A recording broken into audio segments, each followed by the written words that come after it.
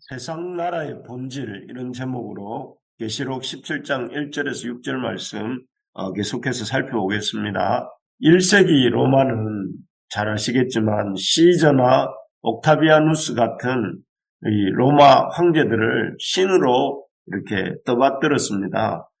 그래서 이 시저나 옥타비아누스 같은 이런 인간 황제들의 형상을 따라서 신상을 만들고 또 그들의 신전을 만들어서 그 앞에 예배하기를 강요했습니다. 우상숭배죠. 초대교회는 이런 황제의 신격화나 황제 숭배에 당연히 반대했습니다. 이로 인해서 우리가 일곱 교회 중에도 서머나 교회나 버가모 교회 같은 데서 본 것처럼 많은 고난과 박해가 있었습니다. 다수의 사람들이 이렇게 비참하게 또 이렇게 많은 박해를 받았고 다수의 사람들이 순교하기까지 했었습니다. 오늘 본문은 이렇게 황제 숭배를 거부한다는 이유로 하나님의 백성들을 무자비하게 핍박한 로마 제국이 어떤 제국인지 또 그 제국의 정체는 무엇인지에 대해서 밝혀주면서 이 세상 나라 속에서 세상 제국 속에서 살아가는 우리 하나님의 백성의 삶이 어떠해야 되는가. 오늘날 이 로마 제국은 아니지만 세상 제국 아래 살아가는 우리의 삶이 어떠해야 하는지에 대해서 이렇게 말씀해 주십니다. 이 세상 제국의 특징은 겉으로는 이렇게 화려해 보이지만 속으로는 썩어가고 있는 제국이다 하는 것이죠. 1절에 보면 로마 제국을 많은 무리에 앉은 큰 음녀라고 이렇게 묘사합니다.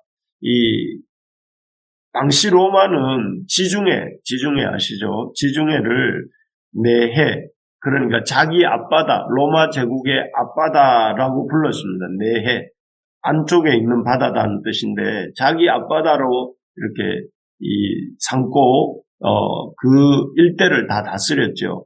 그래서 당시 로마 제국은 그야말로 팍스 로마나라는 말을 할 만큼 세계적 번영과 부흥을 이루고 있었습니다. 그래서 그 제국 로마의 수도는 로마의 수도 로마는 인구가 거의 100만에 육박했고 그곳에는 이렇게 원형 경기장 또 공중목욕탕 그리고 각종 시설들, 문화시설들이 완비되어 있을 정도로 고대 세계에서는 볼 수 없을 정도로 화려한 그런 도시였습니다.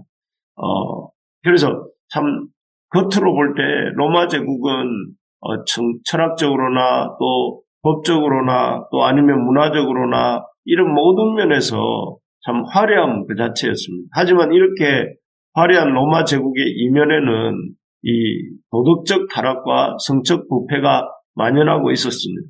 그래서 1절에 보면 로마를 아까도 말씀드린 것처럼 많은 물리에 앉은 큰 음녀라고 부르고 있었다고 했는데요. 그리고 또 2절에도 보면 땅의 임금들도 그와 더불어 음행하였고 땅에 사는 자들도 그 음행의 포도주에 취하였다 이렇게 말하고 있습니다. 전성기 로마의 성적 타락을 이렇게 빗대어서 하고 있는 말인데요. 무리에 앉은 음녀, 큰 음녀라는 표현은 당시 그 단적으로 그러한 이 도덕적 성적 타락을 일컬어주는 예가 시저부터 도미티아누스까지, 그러니까 이 요한계시록이 기록되던 시기의 황제가 도미티아누스인데요. 시저부터 도미티아누스에 이르는 12명의 로마 황제 중에 11명이 동성애자였다고 합니다. 그러니까 로마 황제들이 이 정도니, 황제가 이 정도니 백성들의 성적 타락은 더욱더 이렇게 극심했을 것입니다. 왕이 황제라고 불리는 자가 이렇게 앞서서 이런 성적 일탈을 했다는 것을 보면 그런 성적 타락이 황제뿐만 아니라 일반 백성들에게도 심했고 또 그래서 이 사도행전을 우리가 보면 알지만 바울이 복음을 전하러 들어가는 곳마다 이 신전 장기와 장부들이 이렇게 끊이질 않고 또 이렇게 남자와 남자의 어떤 그 가까이 함에 대해서 경고하는 그런 바울의 서신서 귀절들도 나오지 않습니까? 이런 것들을 보면 참 로마가 겉으로는 화려해 보이지만 그리고 아주 잘 갖추어진 것 같지만 그러나 그 속에는 이 참 그 성적인 욕망과 도덕적인 하락으로 이렇게 로마 제국이 병들어가고 있었고 또 나중에는 그것 때문에 무너지게 됩니다. 그렇습니다. 그 도덕적 타락과 성적 부패의 추구가 사실 세상 제국의 본질입니다. 이 세상 제국은 겉으로는 화려해 보인다 할지 몰라도 그 속으로는 실상 그것이 추구하는 것이 그런 어떤 깨끗하고 세련된 외관이 아니라 내면에는 이런 성적인 욕망과 또 도덕적인 일탈을 이렇게 하려고 하는 것이 이 세상 제국의 특징이라는 것입니다. 그렇기 때문에 이 세상의 화려함에 너무 우리의 마음을 뺏기지 않도록 속지 않도록 해야 합니다. 하나님 없는 세상 제국의 마지막은 이 끝없는 욕망의 추구와 또 그런 욕망의 추구로 인해서 멸망하고 무너지는 것이죠. 이것이 그동안 우리가 역사 속에서 보아왔던 세상 제국들의 결말입니다. 바빌론이 그랬고요. 아수르가 그랬고 또 그리스 또 이런 중국의 많은 제국들이 우리에게 보여주는 것은 참 결국은 권력은 욕망을 추구하고 욕망은 결국 이렇게 이 멸망으로 이렇게 치닫는다는 것을 우리가 보아왔지 않습니까? 그러므로 지금도 우리가 세상 속에 살아갈 때에 세상이 끊임없는 화려함을 우리에게 보여주고 그 화려함에 동참할 것을 이렇게 요구합니다. 그럴 때 그러한 것들에 속지 말고 적극적으로 이렇게 이 세상 제국이 우리에게 주는 그 화려함을 이기는 길은 오히려 우리가 하나님 나라의 참 영광을 구하는 삶이라 할 것입니다. 그래서 적극적으로 우리가 하나님 나라를 추구하면서 하나님 나라를 이루어가기 위해서 힘쓰는 우리가 될 수 있어야 되겠습니다. 그래서 우리 부르심의 교회도 하나님 나라를 이루어가는 이 땅에 하나님의 백성들 중에 하나로서 잘 자리를 잡기를 간절히 소망합니다. 두 번째로 보면 세상 제국, 이 황제 숭배를 거부한다고 하나님의 백성들을 무자비하게 핍박하고 있었던 사람을 죽이기까지 하는 핍박이라면 무자비한 핍박이라고 할 수 있겠죠. 그런 무자비하게 핍박을 자행하고 있었던 로마 제국은 화려함을 미끼로 우상 숭배를 강요하는 제국이었습니다. 화려함 속에서 제국이 썩어가고 있었다는 것이 첫 번째 제국의 특징이었다면 두 번째로는 그런 화려함을 참 미끼로 해서 우상 숭배를 강요하는 제국이기도 했습니다. 그래서 3절을 보시면 이렇게 되어 있습니다. 곧 성령으로 나를 데리고 광야로 가니라. 내가 보니 여자가 붉은빛 짐승을 탔는데 그 짐승의 몸에 하나님을 모독하는 이름들이 가득하고 7머리와 10뿔이 있으며 여기에 보면 성령께서 이렇게 사도 요한을 3절에 보니까 광야로 데리고 가십니다. 광야로. 이 광야는 원래 이스라엘 역사 속에서 보면 하나님의 백성을 만나는 장소이시죠. 그래서 하나님의 백성들을 하나님이 만나시고자 할 때 그들을 광야로 이끄셨는데 지금 사도 요한에게도 하나님에 대해서 하나님의 어떤 특별한 진리를 보여주시기 위해서 이렇게 요한을 광야로 불러내셨다 이렇게 하겠습니다. 그래서 광야로 요한을 불러내셔서 보여주신 진리가 무엇인가 하면은 그것은 음녀의 정체, 1절에 나오고 있는 많은 무리에 앉은 큰 음녀의 정체를 이렇게 보여주십니다. 그 정체가 무엇인가 하면은 그 정체는 그 음녀가 하나님을 대적하는 사단이다 하는 것이죠.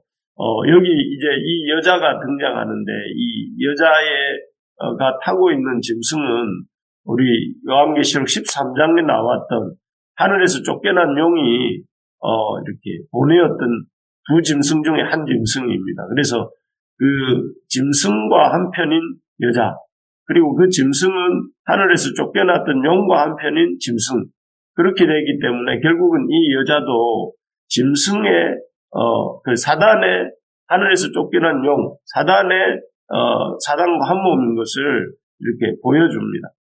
그래서 그 정체를 이렇게 말합니다. 짐승의 몸에는 하나님을 모독하는 이름들이 가득하다고 했고, 일곱 머리와 열 뿔이 있는 짐승이라고 했고, 또 몸에는 자줏빛과 붉은빛 옷을 입고 금과 보석과 진주로 꾸미고 손에 금잔을 들고 있다, 이렇게 말을 하고 있고, 그 안에는 음행의 더러운 것들이 가득하다 하면서 5절에 보니까 이 큰 바벨론, 땅의 음녀들 해서 참 이렇게 이 여자, 큰 물 위에 앉은 여자, 그러니까 이 로마 제국의 또 그리고 세상 모든 제국들의 이런 정체가 무엇인가 하면 사단의, 하나님을 대적하는 사단의 이런 세력이 그 가운데 있고, 또 그러한 세력들로 인해서 이렇게 하나님의 진노가 임할 것들을 쭉 얘기하고 있는 것입니다. 우리가 이 로마 제국하면 여러분 머릿속에